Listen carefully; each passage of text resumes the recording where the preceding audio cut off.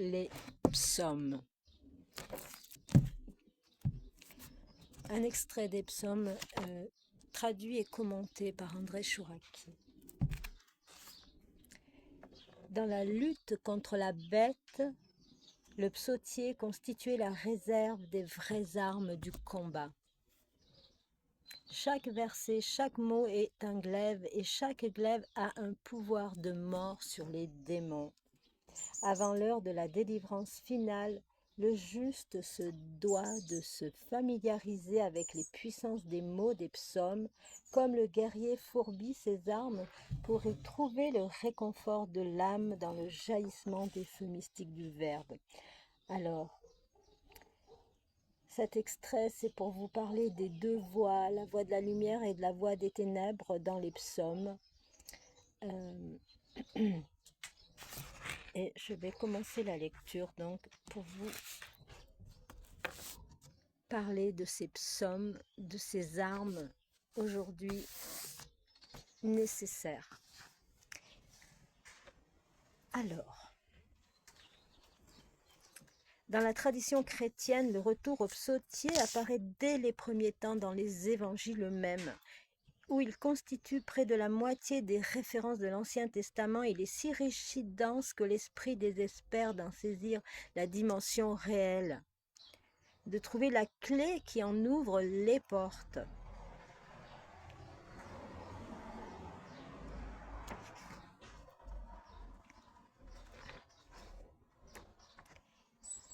Dans la lumière de cette méditation, le chatoiement des 1000 versets du psautier, cette richesse trop lourde pour être portée, ces perspectives soudaines ouvertes sur la misère de l'homme ou sur sa gloire, ou sur sa terreur ou sur son amour, cette poésie souveraine qui embrasse les cieux et la terre, qui parle au soleil, au serpent, à l'oiseau, à l'enfer et tutoie Elohim, ce déferlement de mots dont l'assaut nous surprend et nous bouleverse, les images sans nombre, tout s'harmonise en une construction d'une rigueur classique. La poésie se métamorphose en doctrine, le lyrisme se mue en architecture profonde des hiérarchies de la création, et les mots perdent leur liberté désordonnée pour s'éclairer, s'appeler l'un l'autre comme les pierres d'un édifice. Vous allez voir, tout le psautier, tous les psaumes sont là pour lutter contre la bête, Satan. Et il le décrit très bien. Dès le début, nous sommes placés en face d'un monde qui exclut l'indifférence. Il y a deux voies, ni trois, ni quatre, ni autant qu'on le voudra. Nous sommes avertis, le monde est cassé en deux. Le choix devient nécessaire, il est l'exigence et le risque de cette brisure. La route des ténèbres et la route de la lumière se partagent l'universalité du réel. Nous sommes au seuil d'une science qui se sait la plus vraie et se veut la plus exhaustive. Deux voies inégales et ennemies, mais qui coexistent dans le temps et dans l'espace, où elles définissent la frontière d'une guerre. Sur cette ligne s'inscrivent les déchirements de l'histoire, la plénitude des temps, la réalisation des promesses messianiques pourront seuls faire cesser le meurtrier combat dont l'innocent demeure l'otage. Le psautier est ainsi le mémorial de l'histoire d'Israël, le livre des libérations universelles. Chaque psaume y est conçu comme un acte et une illustration d'un drame qui commence au premier jour de la création et se déroule aux exils et aux calvaires de l'histoire pour s'achever dans la gloire de la parousie. La scène en est l'univers tout entier, les cieux, la terre, les abîmes et l'enfer. Le temps y rejoint l'éternité et l'action se déroule du commencement à la fin du monde. Un écrivain sublime anime ce drame dont l'enjeu est l'accomplissement et la libération de l'homme. Les deux acteurs de ce duel aux frontières de la vie et de la mort et qui s'affrontent du commencement à la fin sont l'innocent et le révolté. Tous deux disent non. L'un refuse la voie de la lumière, l'autre les ténèbres. L'un dit non à l'iniquité du monde, l'autre à la pérennité d'Adonai. Ces refus se situent à la source de la tragédie. le conflit de deux négations contradictoires qu'une liberté permet définit l'axe où l'horreur assaille et meurtrit la joie. Sur la voie d'iniquité, nous ne tardons pas à rencontrer le prince des ténèbres. Le psautier lui constitue une carte d'identité redoutable qui ne comporte pas moins de 112 noms, surnoms, titres et qualités. Essentiellement, il est le rachat, celui qui ne peut affronter le jugement d'Élohim, le pervers, le criminel. Non pas un homme particulier, mais l'entité du mal.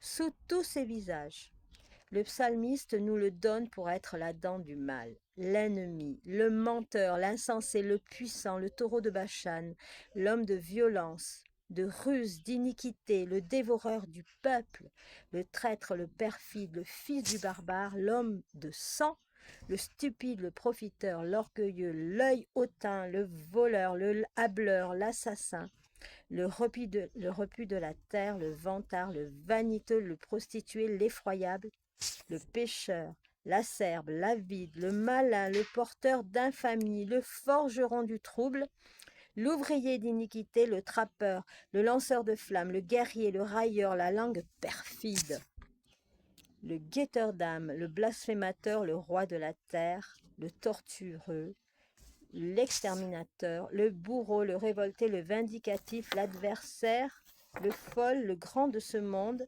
le frappé, l'héritage du destructeur.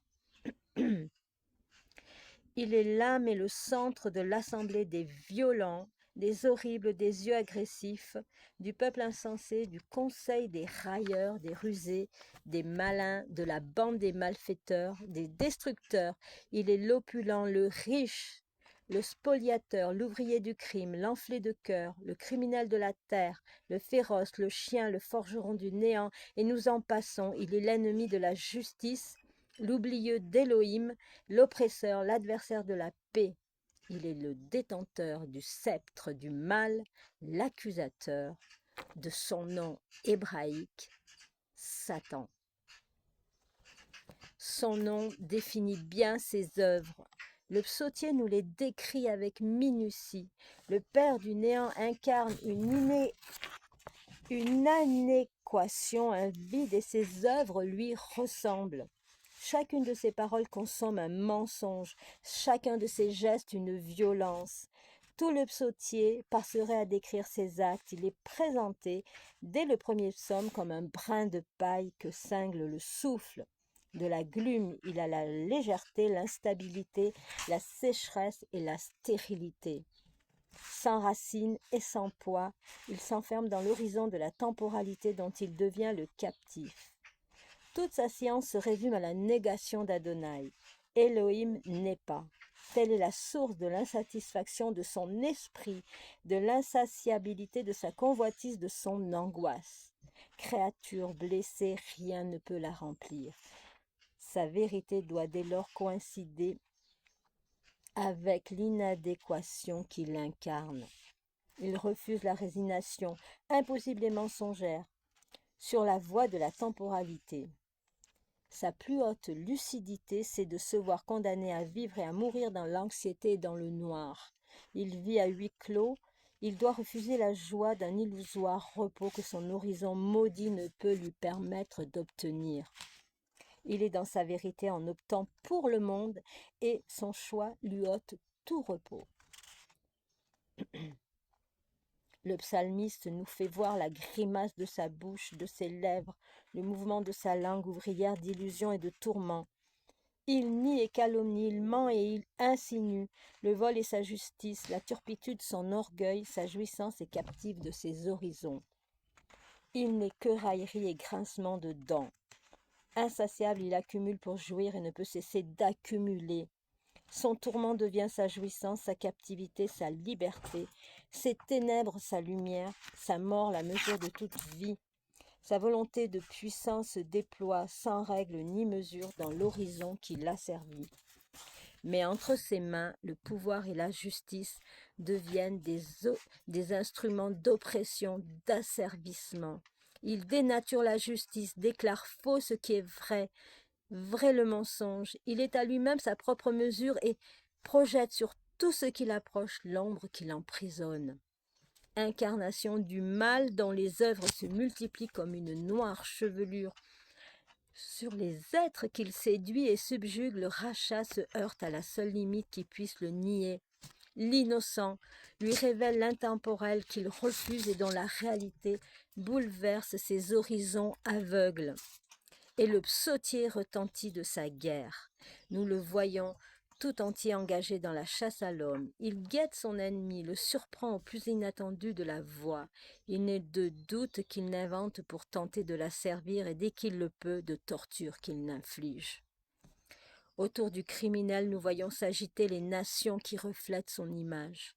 Elles vivent asservies à la puissance des ténèbres, hostiles à la lumière de l'innocence. L'Égypte, le pays de la double angoisse, semble incarner la terre originelle du révolté, maison de l'esclavage, lieu des activités de Joseph et d'Israël, corps frappé par tous les fléaux, prison dont il faut sortir pour accéder à la liberté des enfants d'Adonai. Royaume de Pharaon, l'Égypte représente dans le psautier davantage qu'un pays déterminé, c'est le lieu symbolique de tous les exils. Les lieux étroits, fermés, obscurs, la fange, le piège, les eaux dévastatrices, les animaux féroces, la mort fournissent au psalmiste des inépuisables images qui lui permettent de décrire la voie du criminel. Tous ces gestes sont notés sur le vif par l'œil contemplatif qui ne cesse de le voir.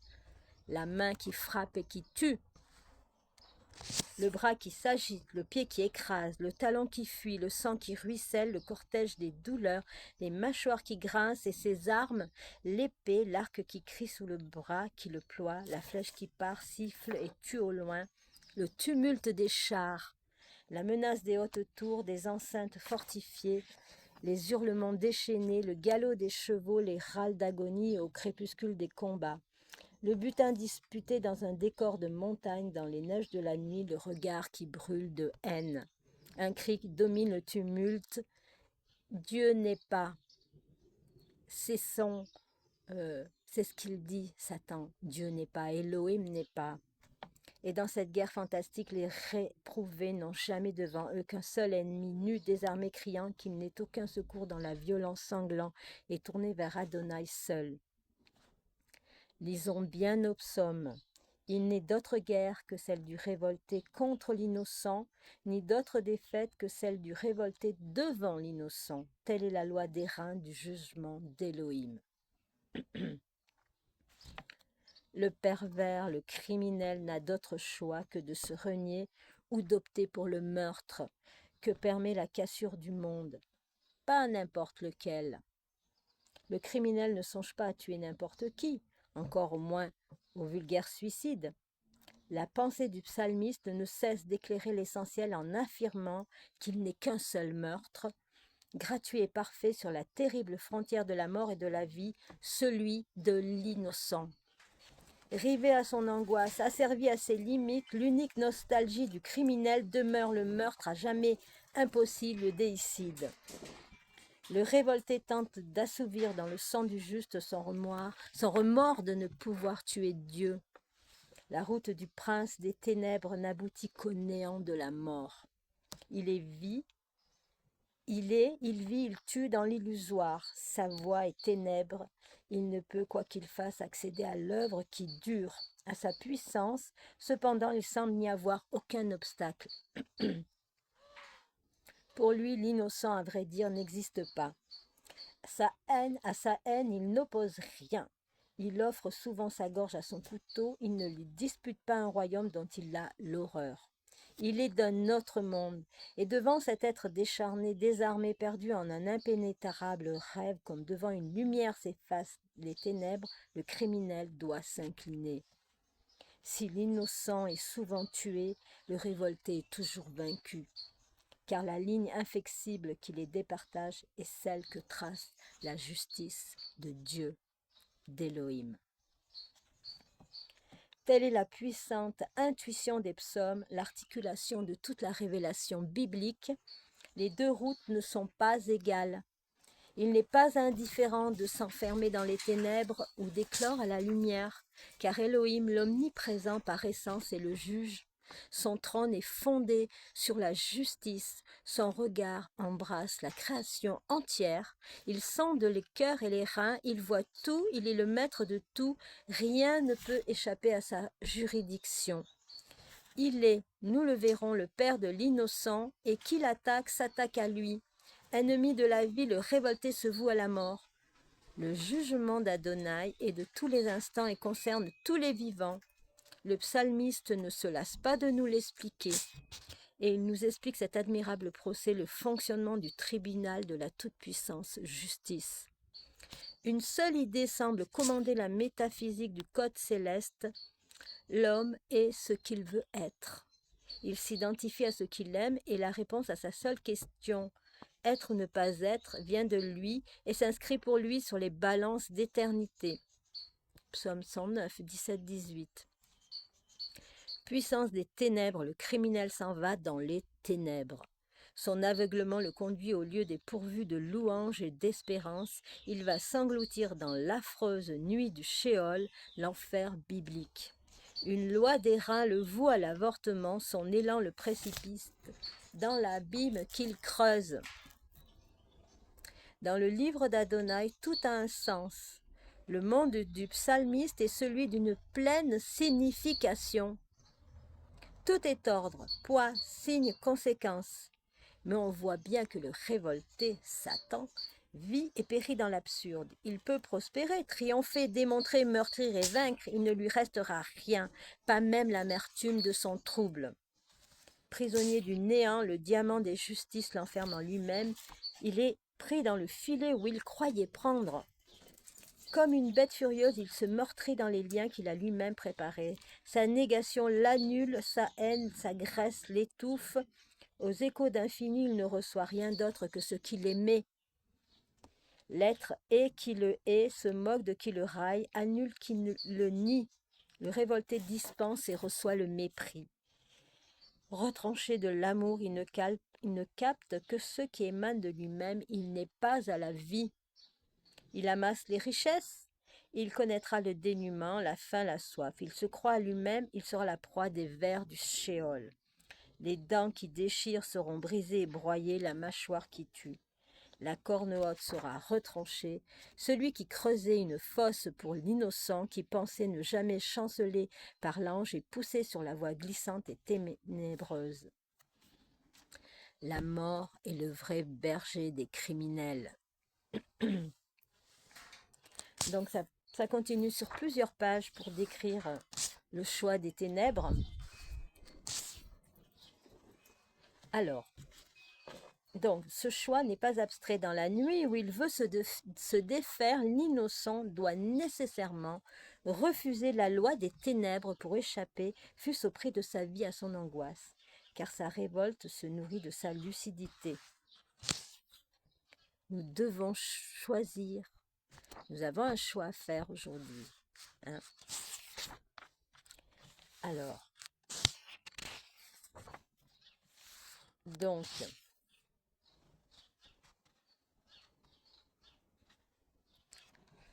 ainsi aux ténèbres du criminel correspond la nuit du juste, à ses crimes son ascèse, à son blasphème sa louange. L'un assure la permanence du crime, l'autre la pérennité de l'espérance et de l'amour. Mais la nuit de l'innocence est purificatrice, expiatrice.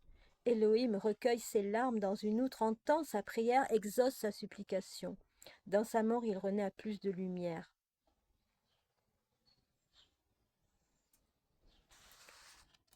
Voilà, alors les psaumes, le psautier sont les vraies armes contre le démon Satan. Chaque jour, lisez. Dans les évangiles, il est de partout. Depuis le début des chrétiens, les psaumes sont au centre des prières et des louanges. Une voie pour nous mener des ténèbres à la lumière. Soyez bénis et lisez les psaumes.